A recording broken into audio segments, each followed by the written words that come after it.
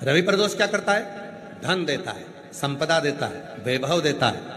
और रविवार की प्रदोष जो काम दुनिया में कोई नहीं कर सकता वो अचूक फल की प्राप्ति रविवार की प्रदोष करा देती है महाराज। रविवार की जब प्रदोष पड़ती है तो शिव बेलपत्र के पेड़ के नीचे निवास करते हैं महाराज। रविवार के दिन प्रदोष पड़े और उस दिन लगाया गया बेलपत्री का वृक्ष जीवन में 7 जन्म तक भी संपदा को कम नहीं होने देता। रवि प्रदोष, रविवार का यदि प्रदोष का व्रत पड़ा है, रविवार के दिन यदि प्रदोष पड़ी है, उस प्रदोष के दिन प्रदोष काल में, प्रदोष काल जब सूर्य डूबने पर हो, चंद्र उगने पर हो और उसी समय पर जो प्रदोष काल होता है, उस प्रदोष काल में यदि एक बेलपत्री का वृक्ष कहीं पर लगाया गया है और उस बेलपत्री के वृक्ष को आप हमेशा स्मरण करना प्रारंभ कर दें, प्रदोष के दिन उसके नीचे दीप लगाना प्रारंभ कर दें,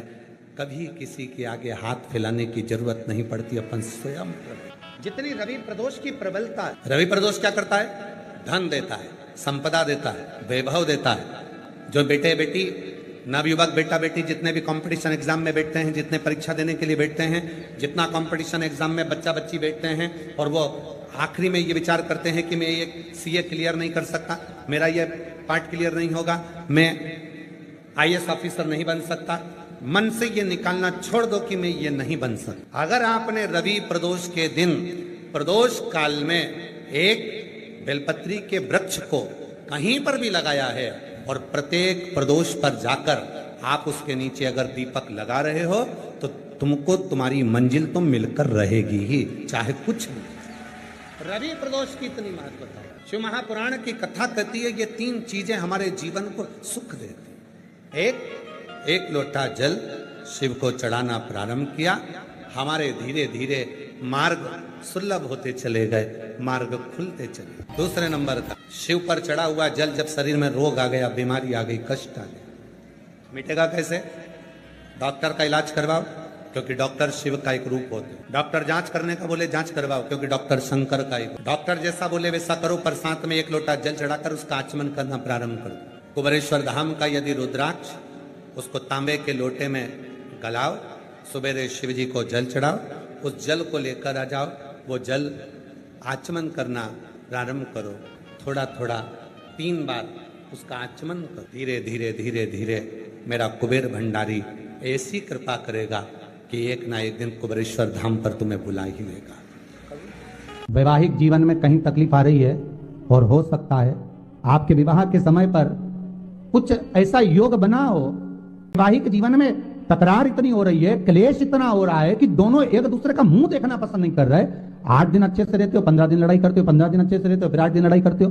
तो उस वैवाहिक जीवन को सुखमय बनाने के लिए किसी भी लाल फूल का रस, काय का रस, किसी भी लाल, अब लाल फूल में जान दो तो अपन समझ लो गुलाब की पत्ती का ही रस ले लीजिए, लेकर भगवान शंकर पर महाराज जिस दिन रविवार का प्रदोष पड़े उस दिन शाम के समय प्रदोष काल में शंकर भगवान पर चढ़ाकर मां जगत जननी के चरणों में उस रस को समर्पित कर दिया जाए और उसी रस को लाकर पति और पत्नी अपने नयनों से एक ही आसन पर बैठकर नेत्रों से लगा लें। उस पति पत्नी में कभी झगड़ा नहीं हो सकता, क्लेश नहीं हो सकता और दोनों आनंद में जीवन निकाल सकते।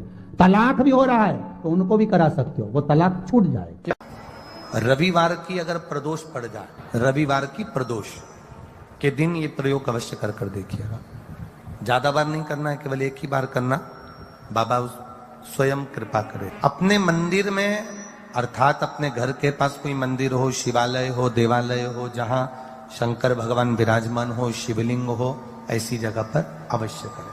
हमें कहीं दूर जाकर ये प्रयोग नहीं करना है, अपने अपने शिवालय, अपने जो घर के आसपास में शिवालय हो वो। एक बेलपत्र अशोक सुंदरी वाली जगह, अब उसको अशोक सुंदरी की जगह पर भी चढ़ाने का तरीका क्या है? ये शिवलिंग है, ये जलाधारी है, ये जल बहता है, बीच में जो मोटी सी लाइन है वो अशोक सुंदरी का स्थान, ये जो भाग है षडानंद कार्तिकेय गणेश जी और कार्तिकेय जी का। जलाधारी मतलब माता पार्वती जी का हस्त कमल, शिवलिंग मतलब भगवान शंकर का स्वरूप, ऊपर से जो बूंद बूंद पानी इस पर गिरता है वो शंकर भगवान की 5 लड़कियां जया, विषहरा, शामली बारी, दौतली और देव।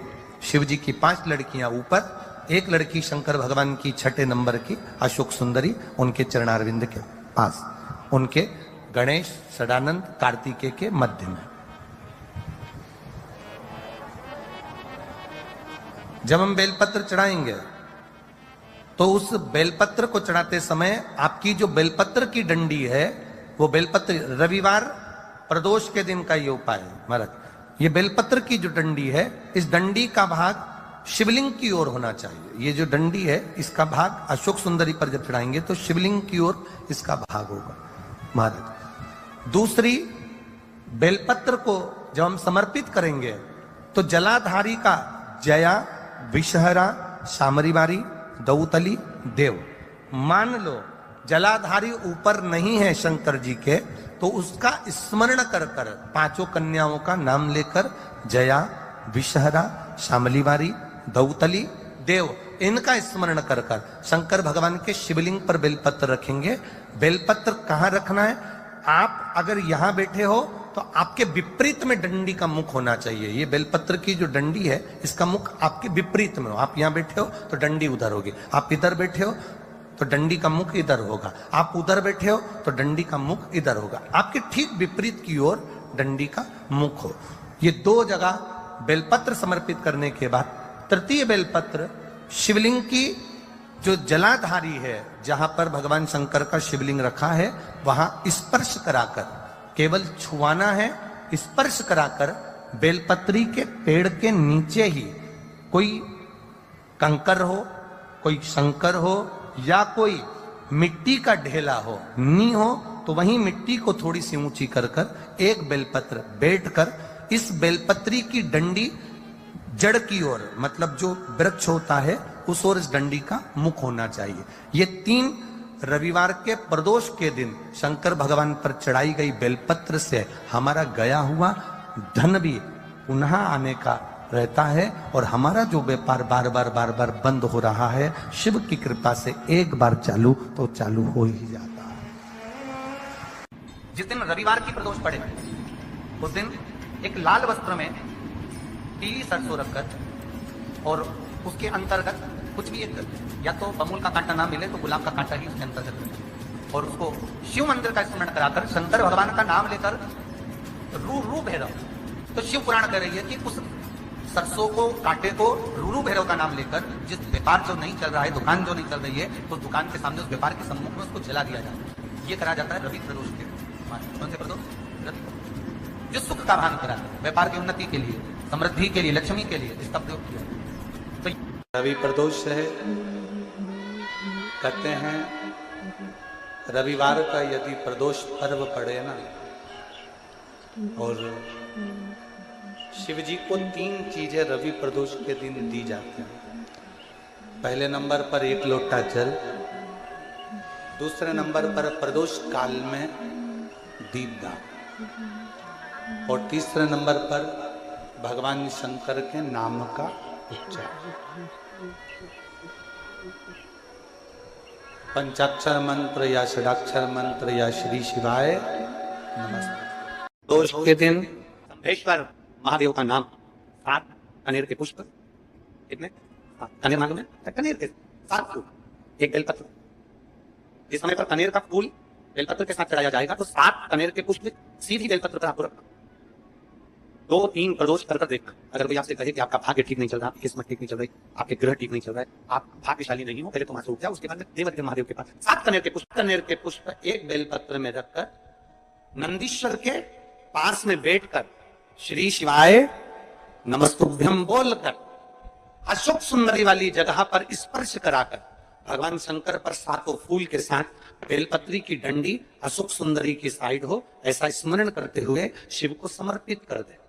वही बेलपत्री 5 बार नमः शिवाय या पंचाक्षर मंत्र, षडाक्षर मंत्र या श्री शिवाय नमस्तुभ्यम बोलकर वही बेलपत्री 3 प्रदोष, 4 प्रदोष, 5 प्रदोष, 2 प्रदोष, जितने प्रदोष आप चढ़ा रहे हैं प्रदोष काल में, वो बेलपत्री लाकर अपने कक्ष में, अपने पूजन वाली स्थान पर रखते जाओ। एक बेलपत्री एक प्रदोष पर लाओगे, अगला प्रदोष आएगा, कितना अंतर पड़ता है। आपके भाग्य बदलने में आपको खुद मालूम पड़ जाएगा कि आपकी किस्मत कैसे बदल। मेहनत आपको करना है, श्रम आपको करना है, आपको लगाना, और बेलपत्री और कनेर का पुष्प शिव चालू करो, प्रदोष चढ़ाना। किसी व्यक्ति ने अपनी जिंदगी में एक नियम बना लिया कि मुझे प्रदोष के दिन बाबा देवाधिदेव महादेव को एक कमल का पुष्प चढ़ाना है। और कई मौसम ऐसा होता है कि उसमें कमल का पुष्प नहीं मिलता, तो कमल गट्टा बाजार में मिलता, देखा है आप लोगों ने, काला कलर का होता है कमल गट्टा।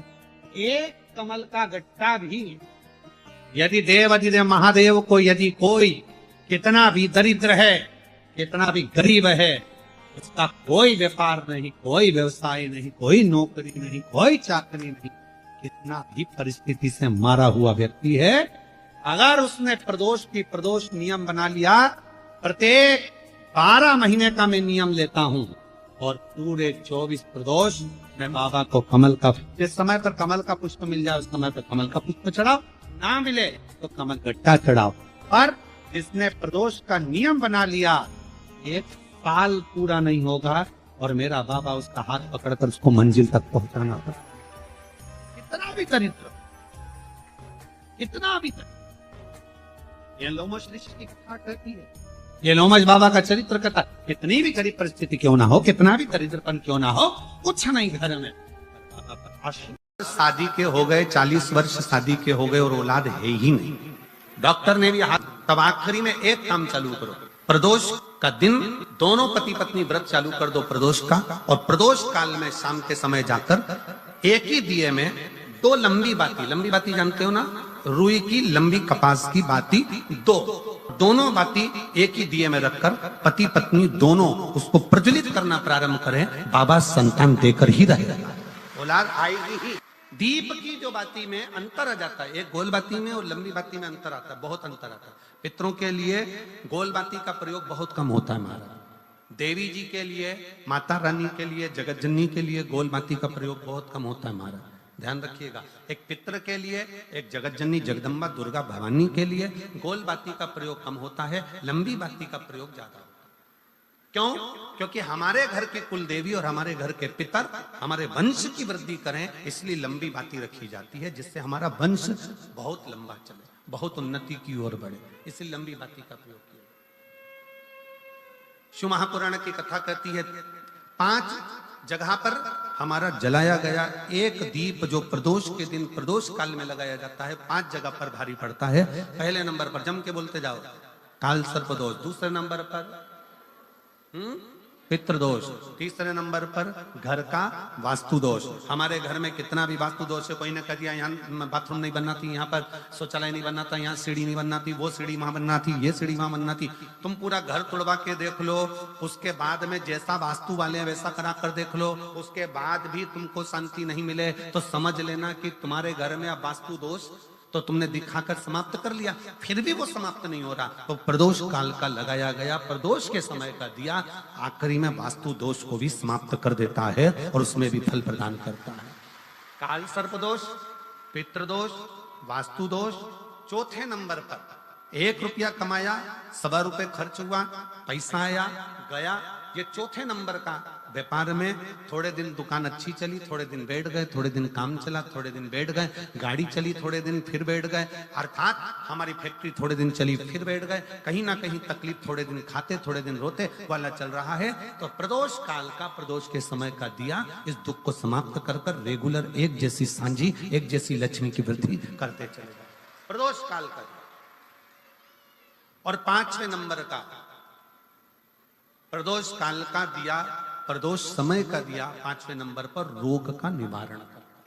ये 5 स्थान जो बताए गए हैं प्रदोष काल के दिन, प्रदोष के दिन दीप प्रज्वलन के। तो मेरी जीजियां याद रखें, मेरी जीजियों से निवेदन है, कभी कभी ऐसा लगता है शरीर में अगर कोई गांठ पड़ जाती है, बच्चादानी में गांठ आ गई, चेस्ट में गांठ आ गई, शरीर के कोई अंग में गांठ आ गई, घबराना नहीं है, डॉक्टर का इलाज करवाओ, दवाइयां लो, साथ में एक नियम बनाओ, प्रदोष काल में 2 दीपक शिव जी के मंदिर में लगाओ और 1 चावल का दाना शंकर भगवान पे चढ़ाना प्रारंभ करो। वही चावल के दाने को वापस उठाओ। अगर प्रदोष का व्रत नहीं है तो उसी दिन खाओ, और अगर व्रत है तो दूसरे दिन उस चावल के दाने को जरूर खाओ। धीरे धीरे वो गठान जो शरीर के अंदर है वो गलना प्रारंभ हो जाती है।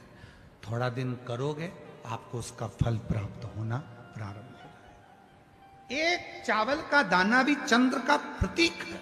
सभी लोग साथ में बोलेंगे, बोल चंद्रशेखर महादेव की। एक चावल का दाना चंद्र का प्रतीक। शंकर भगवान को प्रसन्न करना है तो एक धतूरा, एक चावल का दाना, धतूरा चढ़ाओ शिवलिंग पे, चावल का दाना सुंदरी की, हाथ रखो चावल के दाने पर और शिव जी से अपने मन की बात प्रदोष के दिन, प्रदोष काल में, शाम के समय चंद्रमौलेश्वर महादेव का नाम लेकर कह दो।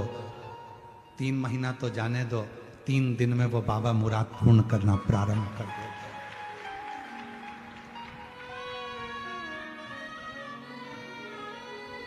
किसी भी प्रदोष के दिन एक धतूरा यदि हम शिव जी पे चढ़ा रहे हैं, एक चावल का दाना अशोक सुंदरी वाली जगह पर चढ़ा रहे हैं और अपना हाथ उस चावल के दाने पर रखकर चंद्रशेखर चंद्रमौलेश्वर महादेव के नाम का उच्चारण कर रहे हैं। श्री शिवाय नमस्तुभ्यं, श्री शिवाय नमस्तुभ्यं उच्चारण कर रहे हैं, दिल से प्रार्थना कर रहे हैं, निवेदन कर रहे हैं, नमन कर रहे हैं, बाबा को अपने मन का भाव कर रहे हैं। तो वो 3 महीना तो बहुत दूर है। मेरे बाबा ने अगर कृपा करी तो 3 महीने में मेरा बाबा करुणा करना, दया करना प्रारंभ कर दे। किसी भी प्रदोष के दिन एक धतूरा यदि हम शिव जी पे चढ़ा रहे हैं, एक चावल का दाना अशोक सुंदरी वाली जगह पर चढ़ा रहे हैं और अपना हाथ उस चावल के दाने पर रखकर चंद्रशेखर चंद्रमौलेश्वर महादेव के नाम का उच्चारण कर रहे हैं। श्री शिवाय नमस्तुभ्यं, श्री शिवाय नमस्तुभ्यं उच्चारण कर रहे हैं, दिल से प्रार्थना कर रहे हैं, निवेदन कर रहे हैं, नमन कर रहे हैं, बाबा को अपने मन का भाव कर रहे हैं। तो वो 3 महीना तो बहुत दूर है। मेरे बाबा ने अगर कृपा करी तो 3 महीने में मेरा बाबा करुणा करना, दया करना प्रारंभ कर देगा। 3 दिन चंद्रशेखर कथा सुनो, कथा की आरती हो, प्रणाम करना, रज को अपने मस्तक से लगाना, विनय करना। बाबा बहुत दुखी हूं, मेरे कालाधिपति महाकाल, हे मेरे चंद्रशेखर महादेव, हे मेरे सोमनाथ, हे मेरे मल्लिकार्जुन, बहुत दुखी हूं। मैंने सुना है तेरे दरबार में आया कभी कोई खाली ना गया। मेरे महाकाल, दुनिया के दुख को हरने वाले मेरे दुखड़े को भी दूर कर दे, मुझे तेरी कृपा की दृष्टि कर दे, कृपा की दृष्टि, कृपा की। प्रदोष के समय पर अगर मान लो कोई भिखारी से भिखारी व्यक्ति भी है जो ठेला चला रहा है, उसके पास में खाने के लिए कुछ नहीं है, फटे कपड़े पहन रहा है, उसकी जिंदगी में कुछ भी नहीं बचा और कर्जे में लदालूम हो गया, एक चावल का दाना अगर वो प्रदोष के दिन, प्रदोष काल में शाम के समय पर शंकर के शिवलिंग पर चढ़ा देता है तो 3 या 4 प्रदोष में उसका कर्जा चूकना प्रारंभ हो जाता है। प्रदोष का विधान महीने प्रदोष आती है, हर महीने शिवरात्रि आती है। प्रत्येक शिवरात्रि, प्रत्येक प्रदोष को आप मिट्टी के अंदर मक्खन या गाय का दूध या गाय का घी, देसी गाय का मिलाकर शिवलिंग बनाकर उसकी पूजन करना प्रारंभ करें। 1 साल पूरा नहीं होगा, भले 20 साल हो गए होंगे, पर आपका गर्भ जरूर ठहरेगा, ये निश्चित। भले 20 साल हो गए, 22 साल हो गए, 25 साल हो गए, डॉक्टर ने मना कर दिया नहीं होगा, फिर भी आप बाबा पर भरोसा, बोल बम का नारा है, आप विश्वास के साथ शिव की आराधना करिए। गाय देसी गौ माता का दूध, मक्खन, घी, ये हमारे मिट्टी के अंदर मिलाकर जब हम शिवलिंग का निर्माण करते हैं तो हमारा वंश बढ़ता है।